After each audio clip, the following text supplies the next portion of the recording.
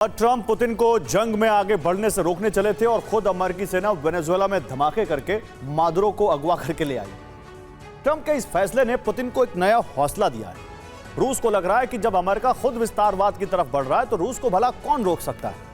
और अब इन बदले हालात में रूस ने यूक्रेन पर हमले की रफ्तार को और तेज कर दिया है। रूसी सेना कीव समेत यूक्रेन के कई शहरों पर बारूद बरसा रही है। पुतिन के हौसले का प्रमाण देखिए। कीव फिर दहल उठा, यूक्रेन के कई शहर धधक रहे हैं।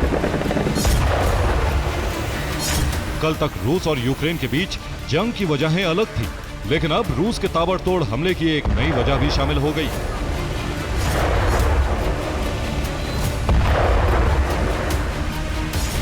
साल 2026 की एंट्री के साथ ही अचानक वर्ल्ड ऑर्डर में बहुत बड़े बदलाव के संकेत। सुपर पावर अमेरिका अब तक जंग खत्म करवाने की नीति पर चल रहा था, लेकिन अचानक तस्वीर बदल चुकी। यूक्रेन पर हमले के लिए 11 Tu-95 बॉम्बर्स ने उड़ान भरी। मिग फाइटर जेट और दर्जनों ड्रोन से भी हमले किए गए। 11 यूक्रेनी शहरों पर मिसाइल और ड्रोन से हमले हुए। कीव पर ताबड़तोड़ प्रहार के बीच कई इमारतों में आग लग गई। धमाकों के बीच रेस्क्यू ऑपरेशन लगातार चलता रहा। रूस ने कीव में अस्पताल पर भी हमला किया। हमले के वक्त अस्पताल में 70 मरीज मौजूद थे। रूस के हमले में 2 लोगों की मौत हो गई, जबकि कई जख्मी हो गए। कीव के अलावा खार्किव में भी रूस के हमलों की रफ्तार और तेज हो गई।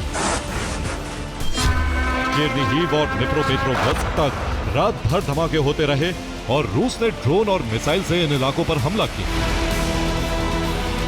रूस ने फिर हाइपरसोनिक किंजल मिसाइलों से हमला किया।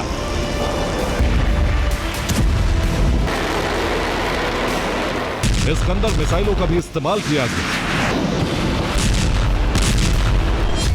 रिपोर्ट के मुताबिक रूस ने फ्रंट लाइन पर गाइडेड बम से हमला किया। इस दौरान फाप 500 बम भी गिराए गए। यूक्रेनी शहरों में बम से भारी तबाही हुई। रूस ने मौके को भांपते हुए कब्जे का अभियान तेज कर दिया है। डोनेस्क और ज़ैपोरिज़िया पर लगातार हमलों के बीच सूमी मिशन की फिर शुरुआत की गई। सूमी में रूस की ग्राउंड फोर्स इलाके खाली कराने का मिशन चला रही है। कई गांवों में रूसी सेना ने झंडे लगाकर कब्जे का ऐलान कर दिया। खार्किव में यूक्रेन के पलटवार की कोशिश नाकाम रही। खार्किव में यूक्रेनी आर्टिलरी पोजीशन को नष्ट कर दिया गया। खार्किव में रूस ने हवा से गाइडेड बम बरसाए। रूस की सेना ने अपने ड्रोन्स को मैपैड से लैस कर दिया, जिसकी वजह से रूसी ड्रोन और घातक हो चुके हैं।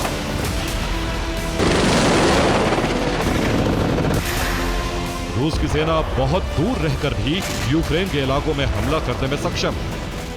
लैंसेट ड्रोन का इस्तेमाल भी अब हमले के लिए किया जा रहा है। ज़ैपोरिज़िया में कब्जा मिशन आगे बढ़ रहा है। ज़ैपोरिज़िया के कुछ और इलाकों पर रूसी सेना का कब्जा हो गया।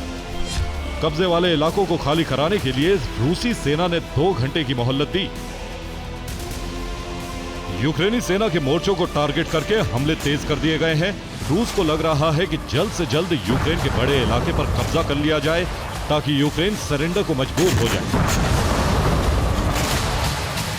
रूस को लग रहा है कि यूरोप अब अमेरिका के मिशन को लेकर ज्यादा व्यस्त हो जाएगा और यूक्रेन को हथियार और मदद मिलने में काफी वक्त लग सकता है। इसलिए हथियार आने से पहले ही रूसी सेना यूक्रेन को बहुत कमजोर करने के मिशन पर आगे बढ़ रही। निप्रो नदी के किनारे भी रूसी सेना ने हमलों को तेज कर दिया। निप्रो किनारे यूक्रेनी सेना के ठिकानों पर लगातार हमले हो रहे हैं। सिर्फ एक दिन की लड़ाई में यूक्रेन के कई टैंक और बख्तरबंद वाहनों को रूसी सेना ने नष्ट कर दिया। Bureau report, TV9 भारतवंश।